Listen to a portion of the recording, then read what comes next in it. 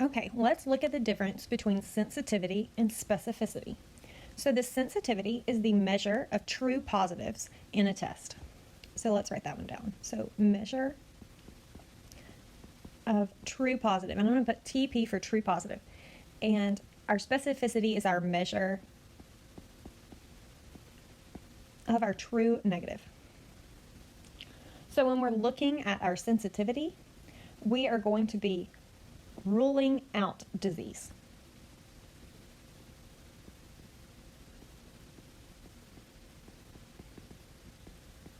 And when we're looking at specificity, we are ruling in disease.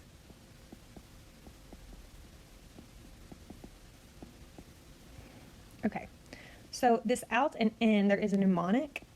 It is spin. And so that's taking the SP from specificity and that rule in. And then we've got snout, just taking the S and the N from sensitivity and our OUT. So we have our spin and our snout. And so we're measuring that true positive, we're ruling out disease, and that is our sensitivity. We are measuring the true negative and ruling in disease with our specificity. We're going to be talking a little bit later about a likelihood ratio, but we'll put it now in our chart. But we are going to have a small, the smallest negative likelihood ratio for sensitivity.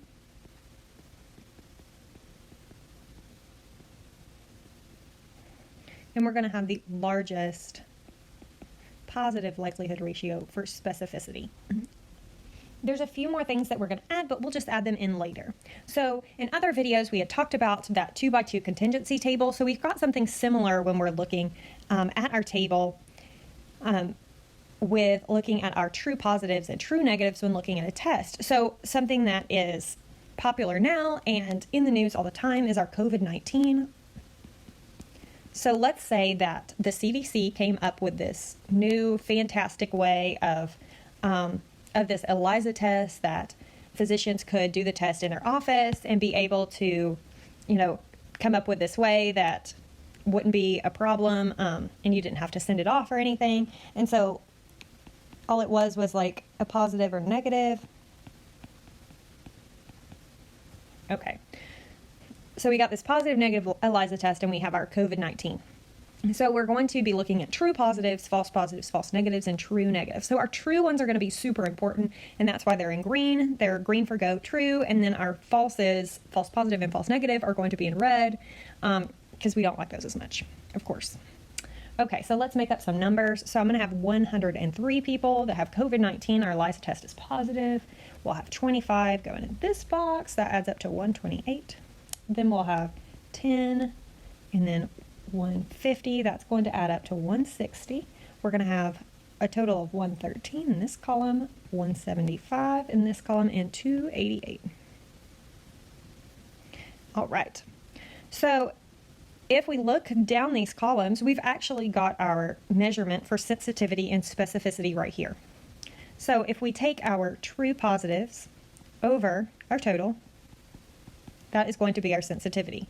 So in this case, it's going to be 103 over 113. Pretty cool how that works. If we take our true negatives, remember we're thinking about true things, not the false. So we're going to take our true negative over our total, which is going to give us 150 over 175.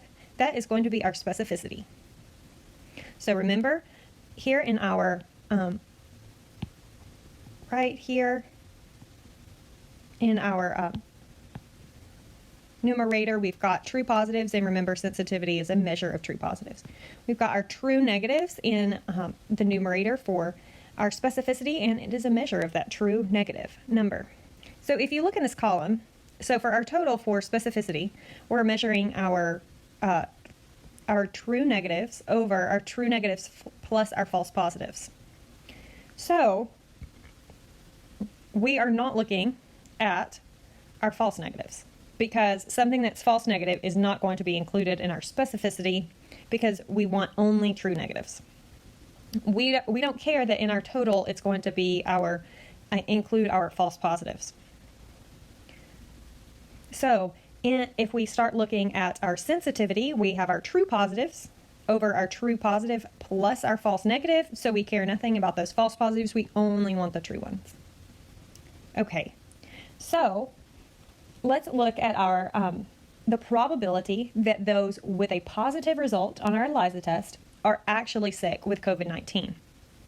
And that is going to be our positive predictor value. And so that's our PPV. And so that is going to be our true positive over our total. And that's going to give us 103 over 128. So that's telling us that 123 people out of 28 have COVID-19 and they actually test positive. We have a positive predictor. Our negative predictor value is going to be the probability with those with a negative are actually well. In this case, that well actually means that they are not diseased with COVID-19. They may have flu or something else, but they don't have COVID-19. They've got that true negative. So we have our true negative over our total, and that's going to give us 150 true negative. I was looking at the wrong box, over 160. Okay. We had talked a little bit about the likelihood ratio, and the likelihood ratio are that the odds increase with a positive test, that is a LR positive, likelihood ratio positive, is going to be the sensitivity over 1 minus the specificity. So if we look at that, that is going to be our sensitivity, which would be our 103 over 113 divided by 1 minus our specificity of 150 over 175. Okay. Our LR negative, we are going to have our 1 over our sensitivity, so it's kind of flip-flopped, over our specificity. So if we look at this, we're going to have 1 minus 103 over 113 over 150 over 175. Okay.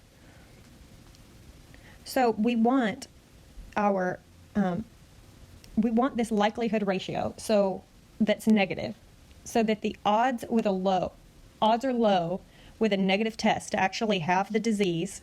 We want that to be really small with sensitivity.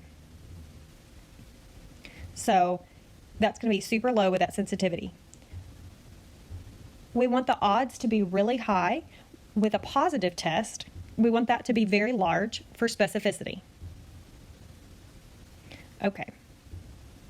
Now, we're going to add a few more things to our chart.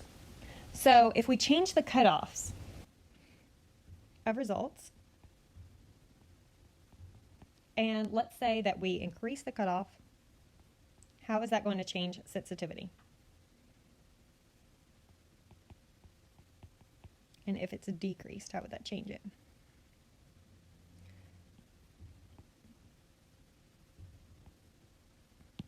Okay. So the way I like to think about this is using, instead of COVID-19, using the example of blood pressure. So a normal blood pressure is 120 over 80, and somebody with hypertension has a blood pressure of 140 over 90. So just for easiness sake, we're going to just use the systolic of 140. Now, if they move that down, which they recently have, to 130, then that is going to change some things. And let's just, for simplistic sake, pretend that they move the diagnostic criteria to 150 systolic instead.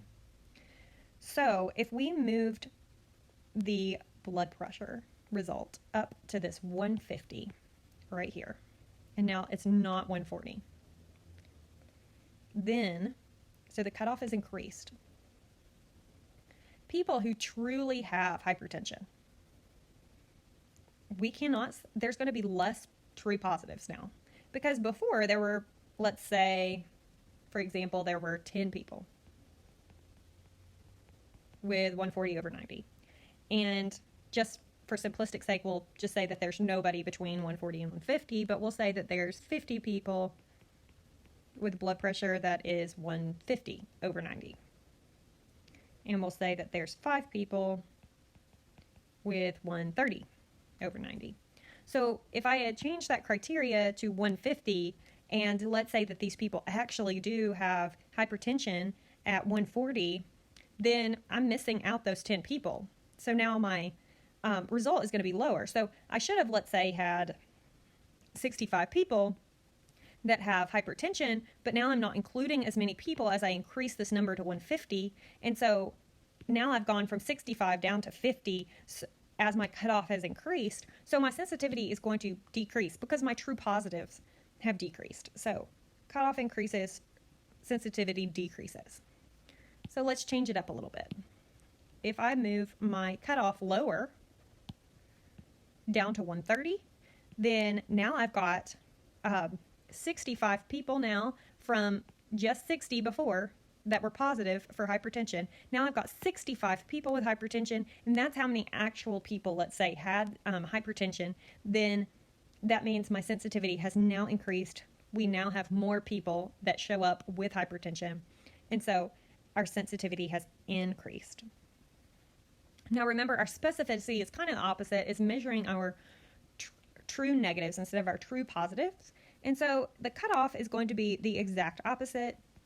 If the cutoff increases, then our specificity increases, increasing that measure of true negative. If the cutoff decreases, then it is decreasing as well.